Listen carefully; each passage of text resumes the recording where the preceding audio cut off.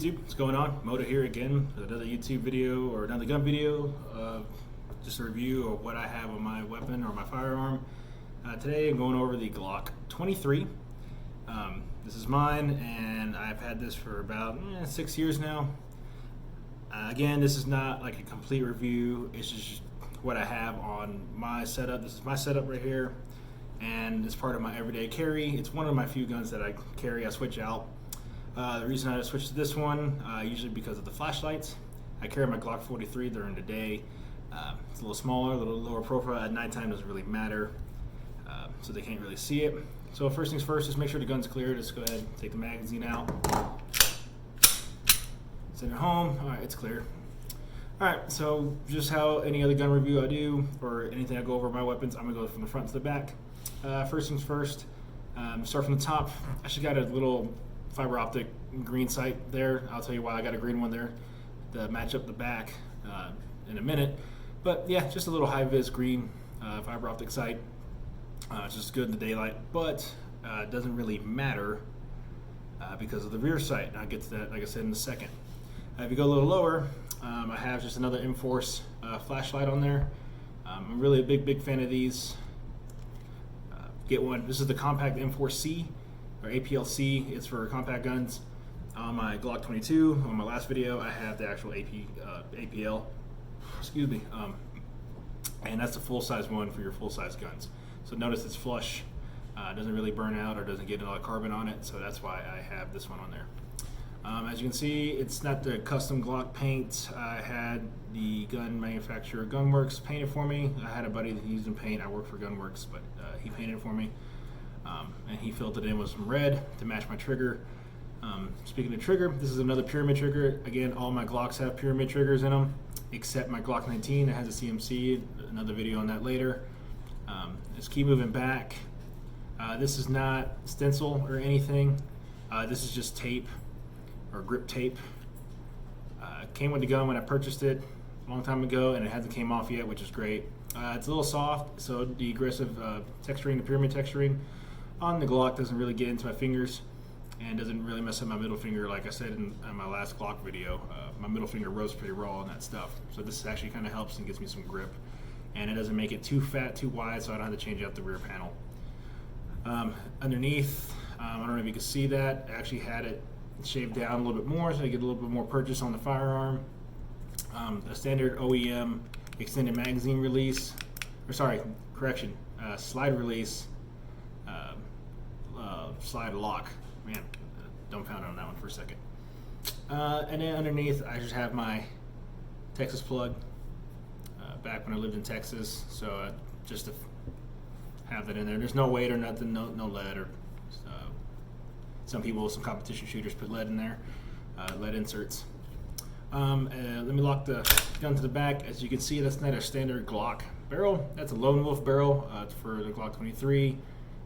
It's fluted, so it'll cool down a little bit faster, and apparently these are supposed to be a little bit more accurate than the standard Glock barrel. And yeah, I love it. It just looks cool. I also have a Glock 23 to 9mm conversion kit barrel. So all you gotta do is swap out the barrel and swap out your spring, and you're ready to shoot 9mm instead of 40 cal. Now, the most probably besides the gun and the trigger, the most expensive part will probably be this rear sight. It is a Meprolite MH3 sight. I'm a huge fan of these because one, the tritium, and two, it eliminates the whole line up your dot, street sign, street light, focus on the front dot, and then you may shoot. Your target's gonna be blurry or whatever. But I'm gonna flag myself for a second. As you can see, I'm gonna try to line it up best I can. As you can see, that Meprolite is a bullseye. So I have this green front optic, fiber optic in the front, a lot of people are like, oh, that's cool how it lines up like that, and you can totally tell where you're aiming. Well, in reality, you don't need the front sight. So this rear sight completely eliminates it. As you can see, it's still there, even though I'm covering the front sight. The Meprolite is a quick target acquisition sight, and so you zero it like a normal pistol, or a normal rear sight when you get new sights, and the center dot of the bullseye is about 12 inches at 25 yards. So that's about center mass, which is pretty good. I mean, 25 yards for a target is pretty far for a handgun. But pretty sweet. I love it. It's just you line up that dot in the center and you're ready to go. Obviously, if you have it left or right, up and down, that's where it's going to go. But just have it center of your circle, your bullseye, and you're set. As you can see on this rear plate, I have SAMK, Suppress, Assess, Maneuver, Kill. Good old Marine Corps method or acronym to memorize. So I just have that on there when I first had this for my concealed carry. I still have it in my concealed carry, but just a reminder if I ever have to look at that back plate. Moving down, I have like I said, a pyramid trigger, and it came with the plunger and everything. I have a Zeptec skeletonized striker in here. It's a Glock, guys. I mean, you know, Glocks are the AR parts of pistols in the world. So I love it. I have 4 Glocks. They're all different purposes. This is like my night carry, like I said. My Glock 43 is for the daytime, just because of my body profile. I did have a Glock 19. I did carry that, but I only have one of these, so I kept flipping them back and forth, and it was kind of annoying. But yeah, Glock. So if you have any, it has a 40 cal. If you didn't know, Glock 23 is a 40 cal, and it's a Gen 4. I don't know if they have it out in Gen 5 yet. I didn't really care to look because the Gen 4s work just fine. Gen 5 is just, it's overrated. Maybe when they come out with a Gen 6, if they ever come out with a Gen 6, I might jump on that. But other than that, Gen 4, just stick with it. Like if you have a Gen 2 Glock, yeah, get a Gen 4. If you have a Gen 3 Glock, yeah, get the Gen 5. Like just go two above. That's just my rule of thumb. But yeah, guys, if you like this video, like I said, a quick video. I haven't uploaded in forever. I'm just trying to get something out there. It's been like, I think, 3 weeks. I've been busy. It's hunting season up here in Wyoming.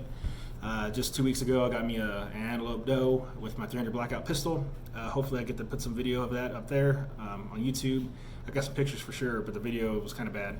My spotter wasn't ready for the scope. I'll do a review over that 300 blackout pistol later.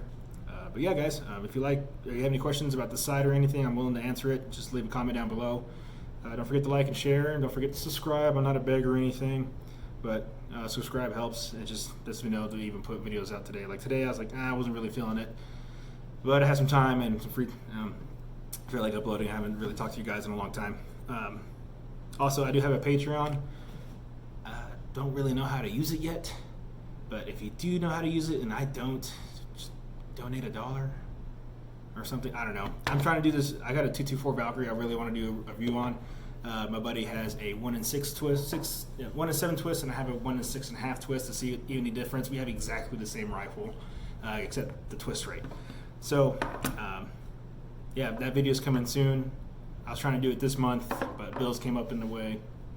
But yeah, guys, hopefully, sorry to drag this out so long, and I hope you enjoyed the video. Thanks.